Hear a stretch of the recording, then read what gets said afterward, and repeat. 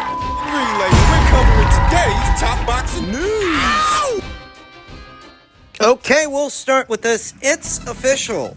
Reigning IBF Super Bantamweight Champion Shernika Johnson, New Zealand-born, Australian-based Shernika Johnson, is going to be making her maiden defense of her newly obtained blue belt against veteran of the sport and Australian boxing legend, Susie Q. Ramadan. In an all-Australian World Championship attraction, IBF Junior Featherweight Champion Shernika Johnson will make the first defense of her title against Ramadan on the undercard of the rematch between undisputed lightweight world champion Devine Haney and former champion Ferocious George Kambosos Jr. on Sunday afternoon, October 16th local time at the Rod Laver Arena in Melbourne, Australia. Johnson, 14 wins, 1 loss with 6 knockouts, seized the IBF Junior Featherweight World title by defeating Mexico's own Melissa Esquivel on April 20th at the Melbourne Convention Center. Born in Tanzania, New Zealand, Johnson is the second Maori to win a world boxing title. She started as an amateur in Australia before turning pro, winning 3 national titles and 3 Golden Glove championships. I've known about Shernika Johnson's talents for a long time now. I've talked about them here on the channel. Some years ago, before becoming a world champion, she was one of Ring IQ's top prospects to watch, and it appears that that forecast has checked out, as she is now a reigning defending champion, taking on Australian boxing legend Susie Q. Ramadan, who returned to the sport very recently after a lengthy hiatus from it. She's set to take on yet another Australian boxing legend. She fought Shannon O'Connell, suffered her first professional loss. Now she's taking on Susie Ramadan, who sports a professional record of 29 wins with 3 losses and 12 knockouts from Preston, Victoria, Australia, a trailblazer for women's boxing in Australia, now a veteran of the squared circle and a 2-time world champion, former world champion. Ramadan has been a professional boxer for 15 years. She captured the IBF Bantamweight world title in 2011 and the WBC Bantamweight crown 1 year later. Considered one of Australia's best female boxers, Ramadan has won numerous honors over the years, including the Australian government's Sports Achievement Award. Women's boxing is booming in Australia. A big pay-per-view fight card needed a big women's boxing championship fight, and this one is one of the biggest that can be made in Australia. Shernika Johnson, a young rising champion, is giving a title opportunity to Susie Ramadan. That indicates that this is a voluntary title defense, not a mandatory title defense. She's not obligated to fight Susie, but she wants to. They're not lying when they say women's boxing is booming in Australia. It is. Fresh faces and fresh new blood in the form of Sky Nicholson, Taylor Robertson, Beck Hawker, the illustrious Chanel Dargan, veteran fighters like Shannon O'Connell, Susie Ramadan, established names and big players like Ebony Bridges. Yeah, the sport of women's boxing really is booming in Australia. New Zealand-born, Australian-based Shernika Johnson is going to be taking on a veteran of the sport. You wonder if she's ready for this. There's a little something working for both combatants in this thing. There really is. The experience and veteran tactics of Susie Ramadan versus the freshness, youth, and movement of Shernika Johnson. An intriguing fight, if I do say so myself. And as stated, Susie Ramadan had a rather lengthy hiatus from the sport, and she very recently returned this year. She's 15 years older than Shernika Johnson. An ambitious 42 years old to a very fresh and fly and spry 27. What's this fight gonna look like? Well, Susie Q. Ramadan is best described as a bouncy, fleet-of-foot ambush fighter. A fighter that judges the distance right before diving in and unleashing a salvo of punches. Susie Q. Ramadan has never been stopped. in 32 professional contests, she's never been knocked out. And she's only ever lost to quality fighters, quality operators. Mexico's own Bobby Juarez and Yasmin Rivas in both of their fights. You need to compete at a certain level in order to beat Susie Q. Ramadan. Though here today at 42, going on 43 years old, does Shernika have what it takes? Well, Shernika, to her credit, can make herself a very elusive, hard target. Perhaps against a more flat-footed fighter, Susie Q might have the edge, fighting on the balls of her feet and staying bouncy whilst doing so, judging the distance before diving in and unleashing a salvo of punches. Perhaps against a more flat-footed fighter, It would be easier to ambush a more flat-footed fighter. fighter, but Shernika Johnson is fleet of foot herself. A finesse fighting kind of fighter. A fighter that really is more finesse than ferocity. Shernika Johnson can make herself a moving target as well, and she's got a fresher set of legs than Susie. A fresher set of reflexes. She also happens to be a little taller, a little longer. That might help her manage that distance against Susie if Susie tries to dive in. Say comparatively, Susie Ramadan is the more prolific puncher, the busier puncher, whereas Shernika is characteristically a bit more economic, though because she's a little taller, a little longer, Certainly younger, with the fresher set of legs and the fresher set of reflexes. might lend itself towards Shernika Johnson keeping Susie Q Ramadan on the outside at arm's length while Shernika manages the distance. It's a very intriguing fight, and we'll get into a full fight breakdown as the fight date approaches. Men's heavyweight news. Dillian Whyte very recently talked about the possibility of facing Joe Joyce, saying Joe Joyce is a good fighter. He's a strong guy. He takes a lot of punches. Some of these guys with great chins, one night just comes, boom, and it's gone. I believe I carry the power to knock out anyone on this planet. I've just got to land the punch. Joe Joyce himself, He believes he'd knock out Dillian Whyte. was quoted as saying, "Let's go. Let's have it.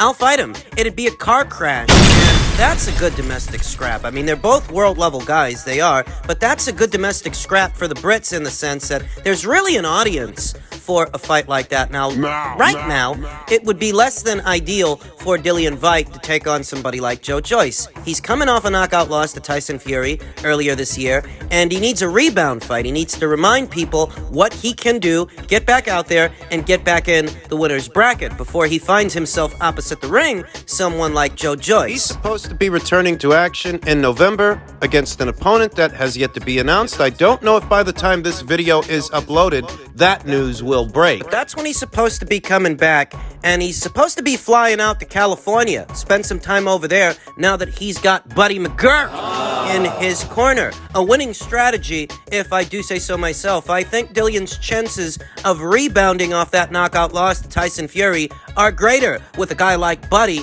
in his corner, and we've talked about that. Do you think Dillian Whyte has what it takes to knock out Joe Joyce? Listen. Look.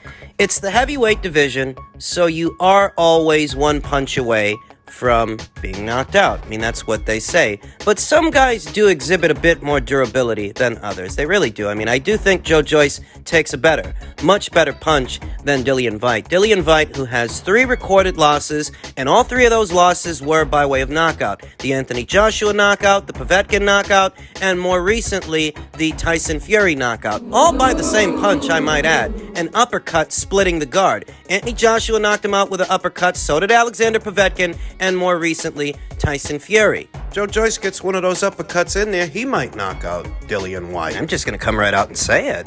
I don't like Dillian's chances in this fight, not based on what we've seen from both combatants so far. You know, Joe Joyce, he doesn't just have great punch resistance, he also has a lot of size, great cardio, good engine, and he hits hard. Joseph Parker knows all about that, as does Daniel Dubois. So while it is an intriguing fight and a box office fight that would likely do a good gate and do decent numbers at the box office, make no mistake, based on what I've seen from Dillian so far, I like Joe Joyce's chances in that fight. I think most people do. I think most people would pick Joe Joyce to knock out Dillian Whyte. But I guess that's why Dillian Whyte, over the years, was able to carve out a lane for himself at the box office, at the gate. It's because, in many ways, he's a throwback fighter who's willing to fight the fights. Fight the fights that are dangerous, but the fights that people want to see. For starters, he never needed to box Alexander Povetkin. He chose to do that. It costed him, but he rebounded. He knocked the guy out. Knocked him out in a rematch. The Oscar Rivas fight, that was a high-risk, low-reward fight. You could argue that because it was for WBC interim status in order to become the WBC's mandatory challenger. Yeah, there was something in it for Dillian, but that's after they gave him the runaround for such a long time. Yet he still decided to go through with that fight and go ahead with it against a solid, unbeaten heavyweight up-and-comer with a solid amateur background. And now he's talking about potentially taking on Joe Joyce. I don't see that fight happening in the near future, but it's definitely something that could happen given that Dillian's willing to fight anybody, and he's still worth some money.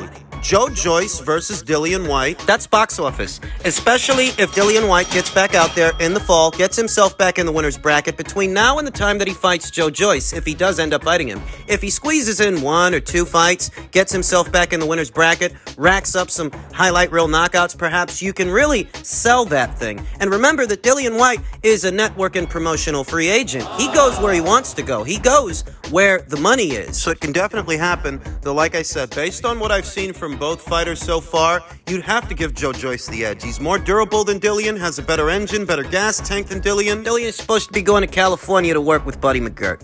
And we'll see if Buddy can't get something else out of Dillian, something that he might need to improve his chances against Joyce. Because doing what Joseph Parker did, trying to stay on the outside, walk the guy into a big shot, that's not gonna work. You might have to come forward on him, slip the jab, and take it to this guy. Not saying that guarantees success. There really are no guarantees. But if you stay on the outside, it's only a matter of time before he wears you down, wears you out, and catches up to you. So you might as well bite down on that gum shield and go for the gusto. Take it to him. At the end of the day, right, with this whole situation, Tyson Fury called out Anthony Joshua. He's the one that stipulated all the terms and conditions, the 60-40 split, the date, the venue, and all that type of thing. So all that's going ahead. His people in suits are now behind closed doors trying to iron it out. And the reason why they're trying to iron it out is because Anthony Joshua's got a TV deal with a different broadcaster. He's got other commercial obligations. You've got to iron those things out. You can't just sign a contract right at this moment in time. He could end up getting sued off one of these people. So they've got to iron it out. They've got to get that particular situation sorted. Put your phone down, Tyson. Nothing's going to change. You know when you're fighting. Get in the gym and get cracking. I mean, I saw his social media this week where he says, "Oh, right, that's it. It's done. You're done. You're out in the cold with the wolf pack, Anthony Joshua. I'm walking away." Where's he walking away to? There's no bigger money in the heavyweight division right now whilst Usyk's on the back burner for 2023 than Anthony Joshua. You're walking away to Mahmoud Shah. How many fans are going to buy a pay-per-view for that? How many fans are going to buy a ticket for that? Come on, man. Let's get real. That's not a fight for the best heavyweight on the planet. So Mahmoud Shah, with all due respect to him, isn't in the top 50 best heavyweights on the planet. Why does he want to go and fight him? It doesn't make any sense whatsoever. The sense fight is Anthony Joshua. You've called him out. Put your phone down. Go to the gym. Get ready. Your people in suits will get the fight sorted for you, and we'll see you December the 3rd. That's what should be happening. That was Adam Caterrall. Weighing in on the situation between Tyson Fury and Anthony Joshua. And I myself agree with most, though not all, of what Adam Caterrall said. I have a unique set of views on this thing because I was never a proponent of this fight. It made absolutely no sense to me for Anthony Joshua and Tyson Fury to lock horns This year? before this year was out because Anthony's coming off of 2 consecutive losses, you understand. It is less than ideal for one of the combatants to enter into a fight like this at this time, so I was not a proponent of it from the start. The idea is to match the best fighters against the best fighters when they are at their best. And coming off of 2 consecutive losses, 2 years in a row, Anthony's not at his best. What normally happens in that situation is what's about to happen for Deontay Wilder, the Robert Valenius fight. What normally happens is, if you're coming off of 2 losses, you're supposed to have a confidence-building fight thereafter. You're supposed to have a rebound fight. So from where I was sitting, it didn't make sense for Anthony to box Tyson Fury this year. Wilder gets a confidence-building fight. He gets a tune-up fight, but Anthony Joshua's pressured by the angry mob to face Tyson Fury before this year was out, with no tune-up fight, no rebound fight. Wilder gets the tune-up, but Anthony doesn't. Oh, is that how this works? So let me make this abundantly clear. I was never a proponent of this fight from the start, even though I knew there's a lot of commercial value tacked onto it. And I understand that. And based on that, If this is what both Tyson Fury and Anthony Joshua really want, if this is what they want, there's only a few ways it happens. And in any event, in any scenario, you must work together. You cannot negotiate a fight this size involving 2 separate platforms, 2 separate promotional outfits, a guy with corporate sponsorships and endorsements like Anthony Joshua. You can't hope to negotiate a fight like that under duress with unnecessary time constraints. And all the duress and time constraints, they weren't coming from Eddie Hearn. They weren't coming from Anthony Joshua. They were coming from Tyson Fury. And it's about time that members of the prominent media, as opposed to the independent ones, It's about time that members of the mainstream media call Tyson Fury out for what he's doing. You brought Anthony Joshua into this. you're the one that called him out by name by way of social media. And different people are interpreting that call out in different ways. Some might feel that he wanted to catch Anthony at a very inopportune time for Anthony to fight him. Others feel that he wasn't really trying to fight Anthony. He was just trying to use his name to sell a fight nobody wants. A manual char fight. We've talked about that to no end. But the gist of it is, if what Tyson Fury really wants is a fight, If a fight is what he's really after, then he can't hope to make it behaving like this. and it's because of how Tyson Fury's been behaving that he has become subject to criticism. Is it a fight that you're really after? because a lot of people are convinced you were going to fight Manuel Char the whole time. And what all of this really was you hoping to promote that fight by using Anthony Joshua as the catalyst. Which is unnecessary. Look, Tyson Fury needs a tune-up fight. He needs a tune-up fight between now and the time that he potentially fights Alexander Usyk. And I'm not unsympathetic. I understand that. But you don't have to turn the place into a goddamn circus to have a tune-up fight. Yeah, I get it. It's not Fury's fault that Usyk doesn't want to fight before this year is out. He's had a rough year. I get that too. I sympathize. I'm not unsympathetic, but if all you're in the market for is a keep busy fight, you really ain't got to turn the place into a goddamn circus, especially when you have two separate Hall of Fame promoters on both sides of the Atlantic Ocean. The number one heavyweight in the world shouldn't be looking at a guy like Manuel Char. Come on, Frank. Come on, Bob. You're going to have to do better than that. All this AJ stuff before the year is out, unnecessary. Manuel Char, piss poor choice. You've got two Hall of Fame promoters working for you, and the most they can get you is Manuel Char. You have to wonder if the criticism he's facing won't make him decide to fight someone else, because a Char fight, I've been telling you, it's not a box office fight. Doesn't matter what you say about Anthony Joshua. Doesn't matter how you try to make him look. The paying public does not want to pay to see Fury versus Char